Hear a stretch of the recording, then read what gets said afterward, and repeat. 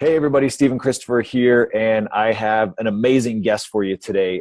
Tim J.P. Collins is an expert on anxiety, and we did a podcast which is much more in depth, but I wanted to share something, or I wanted to actually have Tim share something today that I found really interesting and I found really, really useful.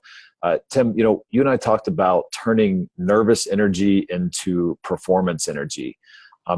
Share a little bit with everybody, like, what's the importance of this? What does it look like? And what's the benefits of it? Yeah, I mean, a really good example of this, Stephen, I actually heard today on the radio. So I was listening to, I'm in England at the moment. So finally I'm in a place where my accent matches my surroundings again for a while. But I was listening to the radio and they're just about to start the Rio Olympics. And one of the swimmers was on the radio saying that she's a British female swimmer, and she'd set a record a couple of years ago where she'd beaten the best time set by a British swimmer by 3 seconds, which is a big deal apparently in the swimming world. And the reporter was saying, how did it feel? And she said, I know that I've done my best when I can't remember anything and I can't feel anything. So it's like she just kind of blacked out with all and she used the term nervous energy. She said she was so scared before the race that her legs were shaking while she was stood on the platform getting ready to dive into the pool. And she was, again, goosebumps now talking about it, she was turning that nervous energy into performance energy. So that is a great explanation of the fact that from a physiological point of view, our body is preparing itself to do something amazing or something significant is probably a better way to do it, or better way to put it. So our body's getting ready for action. And I think we get to like a crossroads, we get to like a fork in the road where you can say, I'm going to take that nervous energy and use it to give my best presentation ever, my best job interview ever, my fastest swim ever, the quickest run, or the most engaged conversation. And I feel this a lot, when I'm just about to do an interview or just about to record a video. I felt it today. And so you can choose that, or you can kind of say, oh, that feels weird. What's wrong with my body? And get into a cycle of fear, which then typically people respond to the adrenaline with fear and they're scared by it. So they put more fear on it. And then it, instead of it being enabling, it becomes debilitating, where people start to shut down and say, I don't feel comfortable and this feels weird. So it's like, the sports analogy is a good one, because whenever you hear sports people talked about, my ears always prick up, because it's like they say, what do you think? You got your debut game tonight. How you feeling? And they always say, well, I'm really, I'm really excited about it. I'm nervous, excited. And so they kind of link those two things together. And for me, I've literally, I know you have as well, because we talked about this on the podcast and you actually put this into action and did something with it. And I've done the same thing myself, where I've just about to go on stage and do a presentation, and I've consciously decided that it's going to be a good outcome. And that's the difference. I've chosen for it to be a positive outcome. I've chosen to use it as excitement.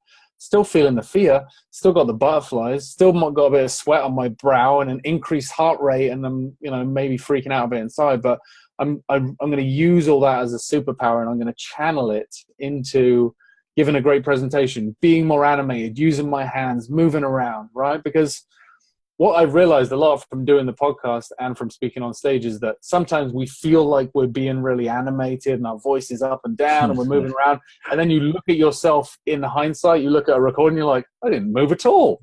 I didn't get animated. My voice didn't sound excited. And I thought I was going for it. No, you weren't going for it. So that's where this stuff comes in. And that's why just having that line in your head, nervous energy into performance energy, or nerves into excitement, or whatever kind of resonates for you. I think that's super important. Before I did one of my recent speaking engagements, I had some songs on my iPhone that I listened to. I just listened to the same 3 songs over and over again. And I kind of felt like I was a boxer getting ready to, Michael Phelps, the swimmer's listening to, like, you see him, watch a video of him walking into the pool, like he's got his big headphones on, he's got his beats on, he walks in there and he's just ready to go. That his body makeup internally is he's getting ready to, he could swim really fast, or he could punch somebody in the face, or he could lift up a car or do something, but it's all the same juice inside. It's the adrenaline. It's, us getting ready for action. That's awesome, man. I think that's such great information, because I think at least what I used to do and what others I feel like probably do is we try to find a way to get rid of this energy. We try to find a way to, I love it. We try to find a way to get rid of it, get rid of that fear, get rid of that nervousness when we're about to go on stage or something. And what I'm hearing and what I've done since we talked about this is don't try to get rid of it. Just change the way that we perceive it. Change the way that we, that we call it something else. Call it performance energy instead of nervous energy, because it's never going to go away. I mean, if it goes away, that's a bad thing. It's never going to go away. So just embrace it. Yeah, you got it. Exactly. Sorry, it's my background. No, that's okay. That's okay. Yeah, no, you described it perfectly, and that's exactly what's going on. So, yeah. Awesome, man. Cool. Well, hey, thanks so much for sharing something that, that you're such an expert on. I really appreciate it. And if, for anybody that's watching this, if you want to learn more, when his podcast comes out, we'll make sure that we share a link to it here. So thanks a lot, Tim. You're welcome. Cheers.